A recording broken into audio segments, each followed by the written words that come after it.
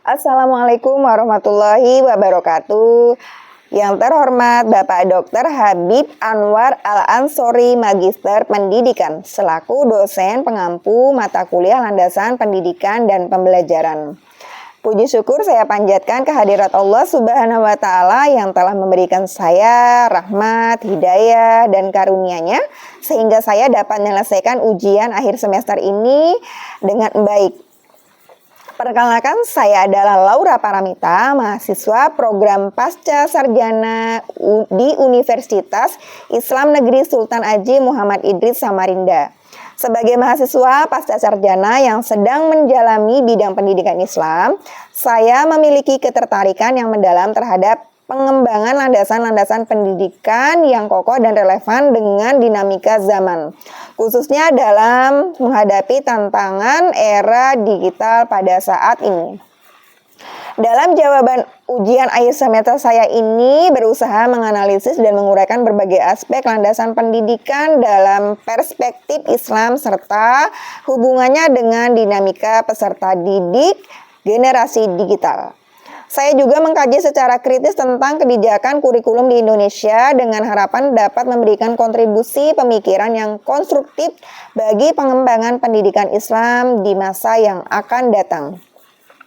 Saya menyadari jawaban yang saya susun ini masih jauh dari kesempurnaan. Oleh karena itu, saya sangat mengharapkan masukan, kritik, dan saran yang konstruktif dari Bapak untuk perbaikan dan pengembangan pemahaman saya di masa yang akan datang. Baiklah, langsung saja kita ke pertanyaan yang nomor 1. Pendidikan Islam tidak pernah lepas dari konteks filosofis, psikologis, sosiologis, dan historis. Pada era disrupsi teknologi, bagaimana keempat landasan tersebut saling berinteraksi dalam pengembangan kurikulum dan strategi pembelajaran pendidikan agama Islam? Jelaskan dengan menyertakan A. Penjelasan masing-masing jenis landasan pendidikan dalam perspektif Islam. Landasan filosofis dalam perspektif Islam bersumber pada ajaran Al-Quran dan As-Sunnah atau hadis, yang menekankan bahwa pendidikan bertujuan untuk membentuk manusia yang bertakwa, berakhlak mulia, dan mampu menjalankan fungsinya sebagai khalifah di muka bumi ini. Filosofis pendidikan Islam berdasarkan pada konsep tauhid yang mengintegrasikan antara ilmu, pengetahuan, dunia, dan akhirat. Sehingga setiap proses pembelajaran harus mengarah pada pembentukan manusia yang sempurna atau insan kamil yang memiliki keseimbangan antara aspek spiritual, intelektual, dan sosial. Landasan psikologis dalam Islam memandang bahwa setiap individu memiliki fitrah yang suci dan potensi untuk berkembang menuju kebaikan. Psikologi pendidikan Islam menekankan pentingnya memahami tahapan perkembangan peserta didik sesuai dengan karakteristik usia dan kemampuan kognitifnya, sambil tetap memperhatikan aspek spiritual dan moral. Landasan ini juga mengakui bahwa setiap individu memiliki kecerdasan majemuk yang perlu dikembangkan secara optimal melalui metode pembelajaran yang variatif dan sesuai dengan gaya belajar masing-masing peserta didik. Landasan sosiologis dalam perspektif Islam menekankan bahwa pendidikan tidak dapat dipisahkan dari konteks masyarakat dan budaya. Islam mengajarkan bahwa manusia adalah makhluk sosial yang perlu berinteraksi dengan lingkungannya untuk mencapai kebahagiaan dunia maupun akhirat. Dalam konteks ini, pendidikan harus mampu mempersiapkan peserta didik untuk hidup di masyarakat dengan menjunjung tinggi nilai-nilai keadilan, toleransi, dan persaudaraan sesuai dengan ajaran Islam yang rahmatan lil alamin. Landasan historis dalam Islam bersumber pada perjalanan perkembangan peradaban Islam sejak masa Nabi Muhammad SAW hingga pada saat ini. Sejarah menunjukkan bahwa pendidikan Islam telah mampu melahirkan tokoh-tokoh besar yang berkontribusi dalam berbagai bidang ilmu pengetahuan. Landasan historis ini juga memberikan pembelajaran bahwa pendidikan Islam harus terus beradaptasi dengan perkembangan zaman tanpa meninggalkan nilai-nilai fundamental yang telah ditetapkan dalam Al-Quran maupun As-Sunnah. Kemudian kita lanjut ke bagian B, analisis hubungan antara keempat landasan tersebut dengan dinamika peserta didik di era generasi Gen Z pada saat ini. Keempat Keempat landasan tersebut memiliki hubungan yang sangat erat dengan karakteristik peserta didik generasi digital saat ini. Dari segi filosofis, generasi Gen Z yang terbiasa dengan akses informasi yang cepat, mudah, dan memerlukan pendekatan pembelajaran yang mampu mengintegrasikan teknologi dengan nilai-nilai spiritual Islam. Hal ini menuntut pendidikan untuk mampu menyajikan materi pendidikan agama Islam dengan cara yang menarik dan relevan dengan kehidupan digital mereka, tanpa menghilangkan esensi ajaran Islam yang fundamental. Secara psikologis, generasi Gen Z memiliki karakteristik yang unik seperti kemampuan multitasking, kecerdasan visual learning, dan keinginan untuk mendapatkan feedback secara instan atau cepat. Landasan psikologis dalam pendidikan Islam harus mampu mengakomodasi karakteristik ini dengan mengembangkan metode pembelajaran yang interaktif, visual, dan memberikan umpan balik yang cepat. Namun, tetap harus memperhatikan aspek spiritual dan moral yang menjadi ciri khas pendidikan agama Islam. Dalam perspektif sosiologis, generasi Gen Z hidup dalam era globalisasi dan digitalisasi yang memungkinkan mereka berinteraksi dengan berbagai budaya dan ideologi. Landasan sosiologis pendidikan Islam harus mampu membekali peserta didik dengan kemampuan untuk memfilter informasi dan pengaruh negatif dari dunia digital, sambil tetap menjaga identitas sebagai Muslim dan mampu berkontribusi positif dalam masyarakat global. Kemudian secara historis, generasi Gen Z ini perlu memahami bahwa perkembangan sosial teknologi dan digitalisasi bukanlah hal yang bertentangan dengan ajaran Islam. Sejarah menunjukkan bahwa Islam selalu mendorong umatnya untuk menguasai ilmu pengetahuan dan teknologi demi kemaslahatan umat. Oleh karena itu, pembelajaran pendidikan agama Islam harus mampu menunjukkan relevansi ajaran Islam dengan perkembangan teknologi modern. Kemudian kita lanjut ke bagian C, studi kasus praktik pembelajaran pendidikan agama Islam yang menerapkan keempat landasan tersebut secara terpadu. Nah, salah satu contohnya itu adalah implementasi keempat landasan tersebut adalah program pembelajaran pendidikan agama Islam di SMA Negeri 1 Jakarta yang menggunakan platform Digital Islamic Learning Management System atau ILMS. Nah, mungkin kita perlu mengetahui bahwa juga LMS ini digunakan oleh para bapak ibu guru yang sedang mengikuti pendidikan profesi guru yang berada di LPTK yang berada di Indonesia ini. Program ini mengintegrasikan landasan filosofis dengan menyajikan materi-materi fundamental Islam melalui multimedia interaktif yang menggabungkan audio, video, gamifikasi untuk mempermudah pemahaman konsep tauhid, fikih, dan akhlak.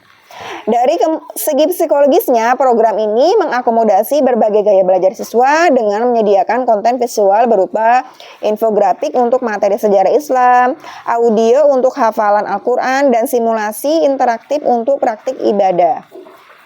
Sistem ini juga memberikan feedback instan kepada peserta didik melalui kuis online dan peer assessment yang memungkinkan mereka untuk segera mengetahui tingkat pemahaman mereka sendiri. Aspek sosiologis diintegrasikan melalui forum diskusi online yang memungkinkan siswa dari berbagai latar belakang untuk saling berbagi pengalaman dan pemahaman tentang penerapan nilai-nilai Islam dalam kehidupan sehari-hari mereka. Program ini juga mengundang narasumber dari berbagai profesi untuk sharing session virtual sehingga siswa dapat melihat relevansi ajaran Islam dalam berbagai bidang kehidupan mereka. Landasan historis diimplementasikan melalui virtual tour ke museum-museum Islam, rekonstruksi 3G di peradaban Islam klasik, dan storytelling digital tentang tokoh Islam yang berkontribusi dalam pembelajaran ilmu pengetahuan. Hal ini membantu siswa memahami kontinuitas sejarah Islam yang relevansinya dengan kondisi pada saat ini. Kemudian kita lanjut ke pertanyaan yang jawaban dari bagian D, pandangan kritis terhadap tantangan dan solusi penguatan landasan pendidikan agama Islam di masa yang akan datang. Tantangan utama dalam penguatan landasan pendidikan agama Islam itu di masa mendatang adalah bagaimana mempertahankan otentitas ajaran Islam di tengah arus globalisasi dan digitalisasi yang begitu derasnya. Teknologi yang berkembang pesat seringkali membawa nilai sekularisme dan materialisme yang berpotensi mengikis nilai-nilai spiritual yang menjadi inti dari pendidikan agama Islam itu sendiri. Selain itu, peserta didik generasi digital cenderung memiliki attention span yang pendek, lebih tertarik pada hal yang bersifat instan. Sementara pemahaman agama memerlukan proses kontemplasi dan penghayatan yang mendalam dan lama. Tantangan lainnya adalah kesenjangan kompetensi digital antara pendidik dan peserta didik. Banyak guru pendidikan agama Islam yang masih gagap teknologi dan belum mampu mengintegrasikan teknologi dalam pembelajaran secara efektif.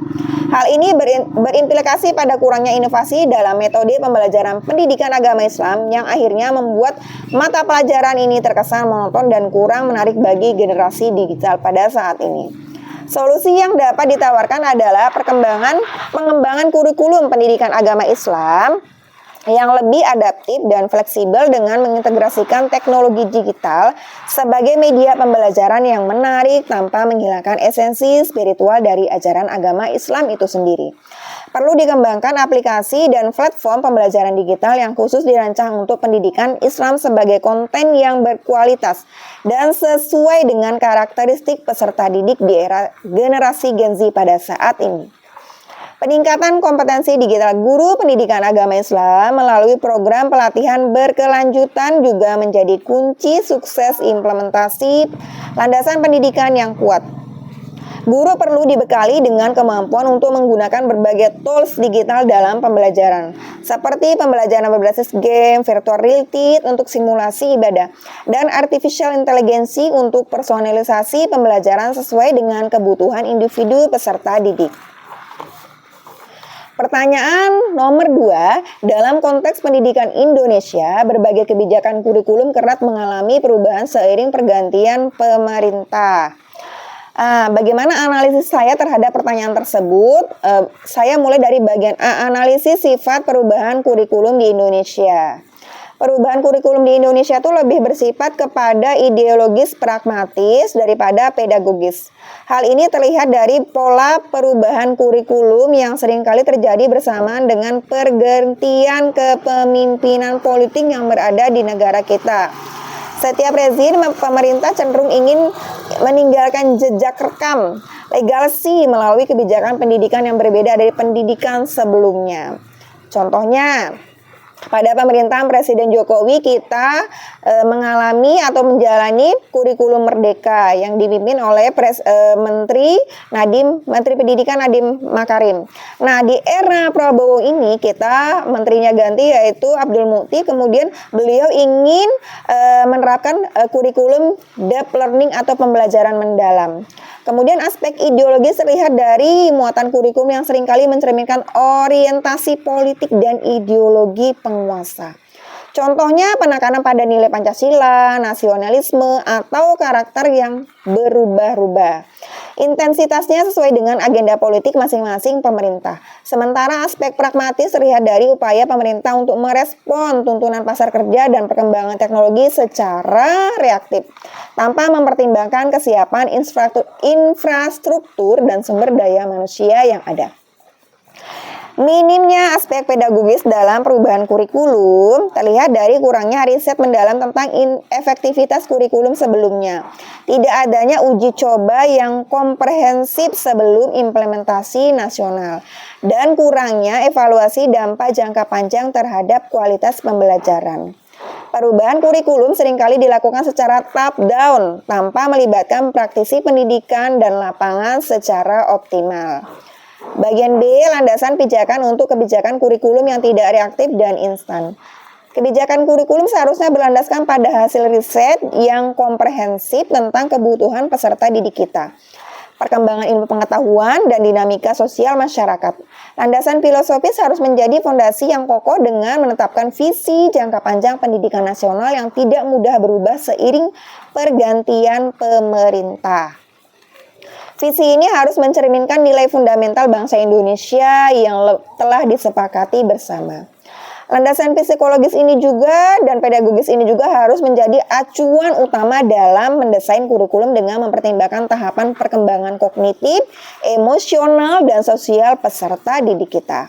Hal ini memerlukan keterlibatan ahli psikologi pendidikan, praktisi pembelajaran, dan peneliti pendidikan dalam proses penyusunan kurikulum.